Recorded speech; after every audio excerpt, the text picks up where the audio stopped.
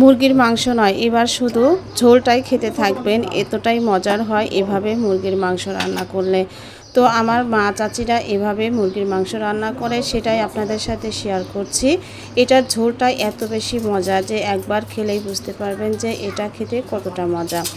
তো দেখতেই পাচ্ছেন এখানে আমার প্রায় 2 কেজির মতো একটা মুরগি ছিল। এটা দেশি মুরগি বলেন আর পাকিস্তানি মুরগি বলেন সেটাই। তো স্বাদ মতো লবণ, আমি আদা বাটা রসুন বাটা পরিমাণ মতো দিয়ে দিয়েছি। দিয়ে দিলাম হচ্ছে বেশ অনেকখানি কুচানো পেঁয়াজ, দিয়ে দিয়েছি আমি 8-10টা কাঁচামরিচ, যেহেতু আমার মরিচটা একটু ঝাল কম ছিল।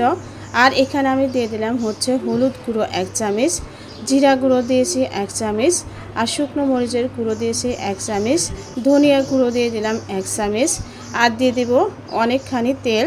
দিয়ে আমি এটা ভালো করে মেখে নিব। আর এই তরকারিটা যখন আমি লাস্ট পর্যায়ে মশলাটা অ্যাড করব, তখনই কিন্তু এর স্বাদটা দ্বিগুণ হয়ে যাবে।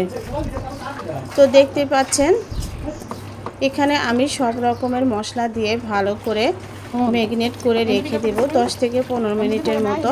তো আর একটু বেশি সময় রাখলে আরও বেশি মজা হয়। তো যাই হোক, হাতে সময় না থাকলে সাথে সাথেও রান্না করে নিতে পারেন। তো এখানে আমি দিয়ে দিলাম হচ্ছে কিছুটা তেল।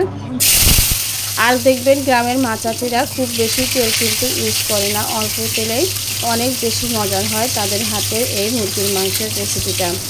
আর এখানে আমি 2টো আলু টুকরো করে কেটে একটু লবণ আর হলুদ দিয়ে ভেজে নিচ্ছি। আর যে কোনো তরকারিতে আমার আলু দিতেই হবে, যেহেতু আমার ছেলে আর মেয়ে আলু ছাড়া কিছুই খেতে চায় না।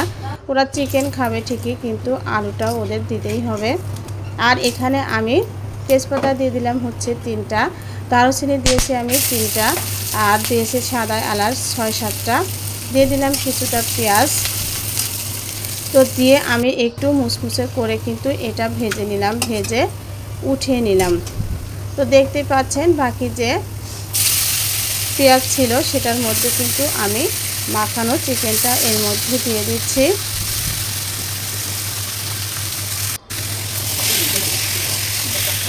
দিয়ে দেওয়ার পরে আমি এটা নেড়ে চেড়ে আমি ভালো করে কষিয়ে নেব। আর চিকেন যত ভালো করে কষানো হবে এটা খেতে কিন্তু ততটাই মজার হয়। তো দেখতে পাচ্ছেন আমি ঢাকনা দিয়ে ঢেকে ঢেকে বেশ অনেকখানি সময় কিন্তু চিকেনটা আমি কষিয়ে নিয়েছি। আর এখানে যেখানে আমি চিকেনটা মাখিয়ে রেখে দিয়েছিলাম সেখানে কিছুটা পানি দিয়ে ধুয়ে আমি সেই পানিটুকুই দিয়েছি। আর দিয়ে দিলাম হচ্ছে সেই ভেজে রাখা আলুগুলো। তো 10 মিনিটের মতো আমি রান্না করে নিয়েছি।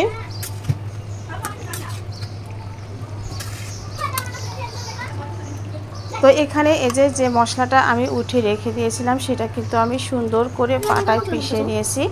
এরপরে আমি এই চিকেনটার সাথে অ্যাড করে দিলাম। অ্যাড করে আমি আর 5 থেকে 10 মিনিটের মতো রান্না করব। তো রান্নাটা কিন্তু আমার মোটামুটি হয়ে গেছে। আর এই চিকেনটার ঝোলটাই খেতে বেশি মজা হয় আর অসাধারণ একটা সুঘ্রাণ বের হয়। এভাবে রান্না করলেই বুঝতে পারবেন যে এটা খেতে কতটা মজা। রেসিপিটা ভালো লাগলে লাইক কমেন্টস করবেন, যারা পেজ থেকে দেখছেন পেজটা ফলো দিবেন, যারা চ্যানেল থেকে দেখছেন চ্যানেলটা সাবস্ক্রাইব করবেন। ধন্যবাদ সবাইকে। আবার দেখা হবে নতুন কোনো রেসিপিতে, নতুন কোনো ভিডিওতে।